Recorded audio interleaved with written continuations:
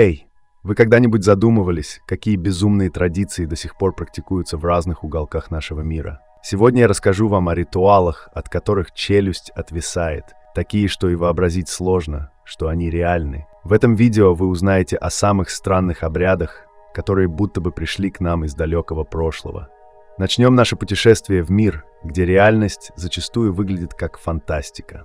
Готовьтесь удивляться, ведь эти истории точно не оставят вас равнодушными.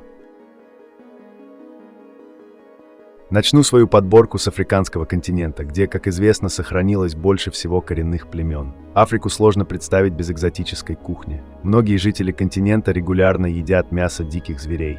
Лемуры, крупные приматы и другие лесные животные становятся их добычей. Любое существо может оказаться на обеденном столе местного населения.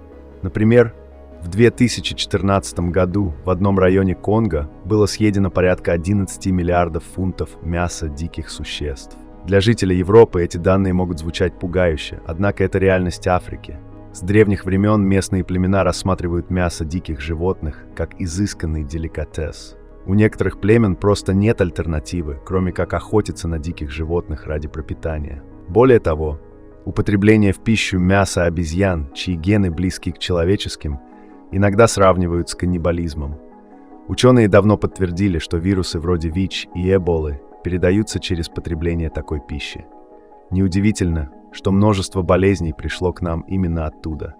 Любой турист, отправляющийся в Африку, должен помнить о необходимости вакцинации, чтобы защитить себя от опасных инфекций. На Мадагаскаре существует традиция, которая может показаться весьма необычной и даже пугающей для представителей других культур. Раз в 5-7 лет семьи собираются вместе, чтобы провести церемонию под названием Фамадихана. Во время этой церемонии родственники эксгумируют тела своих умерших близких и проводят с ними различные ритуалы. Они танцуют, веселятся и общаются с умершими, выражая им свою любовь и уважение. Для непосвященного человека это не может выглядеть как повод для веселья, но на самом деле это важная часть культуры Мадагаскара. Фамадихану могут проводить по разным причинам. Например, когда кому-то из членов семьи приснился умерший родственник. Это еще раз подчеркивает важность этой традиции в культуре Мадагаскара и ее глубокое значение для местных жителей. Церемония включает в себя живую музыку, изобилие еды и, самое главное, улыбающиеся лица. Это может показаться странным, ведь подобные вещи обычно не ассоциируются с похоронами и мертвыми. За определенную плату любой желающий может получить разрешение на участие в этой церемонии. Такое событие, несомненно, оставит незабываемые впечатления. В Африке существует необычная и жестокая традиция, которая может показаться дикой для представителей других культур. Когда двое мужчин не могут поделить одну женщину, они вызывают друг друга на бой. Это грандиозное сражение, в котором мужчины борются за свою любовь и право быть с женщиной. Правила боя просты. Мужчины избивают друг друга, при этом ни на головах, ни на конечностях нет никакой защиты. Схватка настолько жестока, что кровь проливается на землю в большом количестве. Победителем становится тот, кто сможет вытерпеть боль и показать свое превосходство. Главный приз – женщина, за которую боролись мужчины. Несмотря на популярность, эта африканская традиция довольно жестока.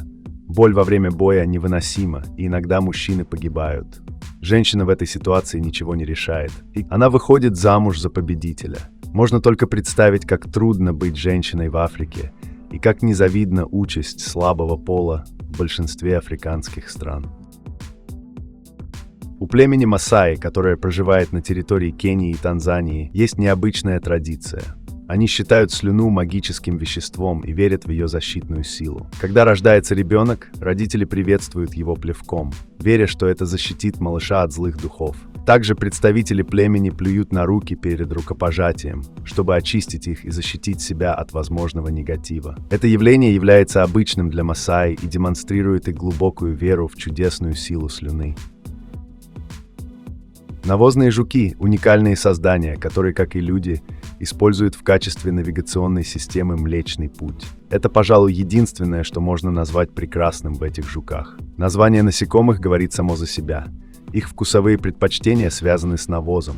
Жуки либо скатывают его в шарики и уносят в безопасное место, либо закапывают. Если фекалии животных не слишком плотные, навозные жуки могут отложить там яйца, чтобы личинки питались этим навозом. Стоит отметить, что внушительное количество слоновьих фекалий может быть уничтожено всего лишь за 2 часа, если над кучей поработает 16 тысяч навозных жуков.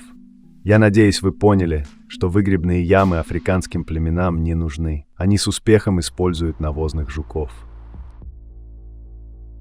У племени Баньянколов в Уганде есть необычная традиция, которая может показаться шокирующей современному человеку. Прежде чем официально жениться, жених должен вступить в интимную связь с тетей своей будущей жены. Эта традиция уходит корнями в глубокую древность. Смысл этого обряда заключается в том, что тетя невесты проверяет навыки потенциального жениха. В племени Баньянколов плодовитость мужчины является одной из самых важных вещей, поэтому необходимо, чтобы жених был в отличной форме. Кроме того, тетя должна убедиться, что невеста до замужества все еще девственница. Такие традиции могут показаться невероятными в наши дни, но они существуют и являются частью культуры этого племени.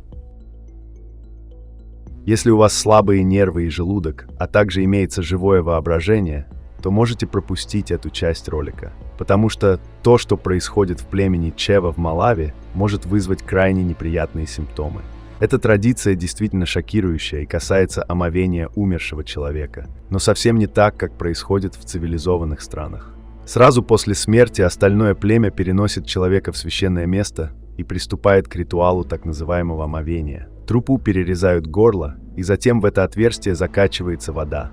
Далее она продвигается по телу с помощью надавливания на живот и выходит через задний проход вместе с остатками пищи. Но самое отвратительное в этом обряде совсем не это. После прохождения через тело умершего вся вода относится к повару, где тот готовит на ее основе еду для всех жителей деревни. В племени Чеви верят, что так они защищают себя от злых духов. В Мавритании существует необычная традиция, которая может показаться несколько странной представителям других культур. Здесь считают, что чем полнее женщина, тем состоятельнее ее супруг. Даже если мужчина беден и живет на улице, но у него есть полная жена, он пользуется почетом и уважением в обществе. Чтобы соответствовать этим ожиданиям, девочек отправляют в специальные лагеря, где их откармливают. После пребывания в лагере они возвращаются домой заметно поправившимися. Таким образом, в то время как в большинстве стран мира люди следят за своим весом и контролируют питание, мавританские женщины с удовольствием едят калорийную пищу и радуются каждому набранному килограмму. В некоторых культурах Африки существует необычная кулинарная традиция, которая также может показаться отталкивающей представителям других народов. Речь идет об употреблении в пищу клопов. Эти насекомые вызывают у большинства людей чувство брезгливости, но для некоторых африканских племен они являются настоящим деликатесом. Интересно, что иногда эти насекомые съедаются живьем. Это может показаться странным и даже неприемлемым для многих людей, но у этой практики есть свое объяснение. Африканские народы сталкиваются с серьезными проблемами в обеспечении продовольствием, а клопы содержат все необходимые питательные вещества для полноценного рациона человека. Таким образом, употребление этих насекомых в пищу является способом выживания в условиях недостатка пищи. В Судане существует необычная свадебная традиция, непонятная для некоторых цивилизованных народов. Когда мужчина влюбляется в женщину, он не просит ее руки, а похищает ее. Затем старейшины семьи жениха идут к отцу невесты и просят разрешения на брак. У отца есть 2 варианта – согласиться или отказать потенциальным родственникам. Если он согласен на свадьбу, то в знак признания бьет поклонника дочери. Так создается новая семья. Если же отец против брака, жених может все равно взять девушку в жены без его одобрения. Непонятно, зачем тогда вообще нужно похищение, если свадьба все равно состоится. Возможно, эта традиция – лишь способ показать серьезность намерений жениха и уважение к традициям. В отличие от западных стандартов красоты, где ботокс и силикон считаются средствами для создания пухлых губ, в некоторых частях Африки существует совершенно иной подход. В ряде племен по всей территории континента принято прокалывать губы девушек и вставлять в них большие диски. Согласно местным традициям, размер этой пластины определяет привлекательность женщины. По мере ее взросления диск постепенно увеличивают до максимального диаметра, достигающего почти 8 дюймов. Для современного человека этот ритуал может казаться абсурдным, но у него есть своя логика. Эта практика возникла много лет назад как способ защиты девочек от похищения и продажи в рабство. Родители специально деформировали губы своих дочерей, надеясь, что потенциальные похитители не захотят брать таких девушек. Со временем вместо деревянных стержней использовались все более крупные пластины, и губы женщин начинали сильно обвисать. Сегодня эта традиция привлекает туристов со всего мира, готовых заплатить за возможность увидеть столь необычные особенности внешности. Все мы слышали, что коровы в Индии почитаются как священные существа, однако представители племени Покотов в Кении подняли свою привязанность к этим животным на новую высоту. Они оценивают свое благосостояние по количеству коров. Для этих людей коровы не просто ценятся высоко, они фактически служат эквивалентом денег. Независимо от размера дома или уровня дохода, настоящий показатель богатства – количество принадлежащих мужчине коров. Лишь тот, кто владеет значительным стадом, считается богатым. Обладатель большого количества скота получает привилегию жениться на нескольких женщинах одновременно. Важно отметить, что ценность имеют не только живые, но и умершие животные. Именно поэтому в Африке коров не употребляют в пищу. Один из обрядов инициации, проводимый в племени, обитающем в джунглях Амазонии, отличается особой жестокостью. Подросткам предстоит пройти испытание, которое требует огромной выдержки. Во главе с шаманом юноши отправляются собирать муравьев, чей укус является одним из самых болезненных в природе. Насекомых временно усыпляют и помещают внутрь специальной перчатки. После того, как муравьи просыпаются, перчатку надевают на руку подростка. Чтобы доказать свою зрелость и стать настоящим мужчиной, юноша должен вытерпеть укусы разъяренных насекомых в течение определенного времени. Каждый год в 9-й лунный месяц китайская община Таиланда отмечает необычный вегетарианский фестиваль. В рамках этого мероприятия проводятся ритуальные процедуры, известные как накалывание. Участники фестиваля взрывают фейерверки, исполняют традиционные песни и танцы, а также прокалывают свои щеки различными острыми предметами. Эти действия символизируют отказ от убийства животных. Традиция проведения фестиваля уходит своими корнями в прошлое, насчитывающее более 2 столетий. Легенда гласит, что однажды на остров Пхукет прибыл китайский театральный коллектив, члены которого вскоре заболели загадочной болезнью. Местные жители посоветовали актерам отказаться от употребления мяса, и вскоре все они поправились. В странах, таких как Бутан, Монголия, Непал и Тибет, существует необычная погребальная традиция, известная как небесные похороны. Тело покойного разрезают на части и оставляют на вершине горы, где его поедают стервятники. Этот обряд распространен среди приверженцев буддийской школы Ваджраяны. Они верят в перерождение души и считают физическое тело лишь временной оболочкой. Ритуал кормления падальщиков воспринимается как способ избавления от бренных останков. Парни из африканского племени Хамар, вступающие в пору зрелости, не отмечают это событие шумными вечеринками или заказами пиццы. Вместо этого они проходят публичное испытание силы и стойкости. Перед началом обряда несколько быков выстраиваются в линию. Задача молодого человека, абсолютно обнаженным, пробежать 4 раза по спине каждого из животных. Только успешно пройдя это испытание, парень будет признан взрослым членом общины и получит разрешение на брак. Ошибка недопустима. Падение означает вечный позор.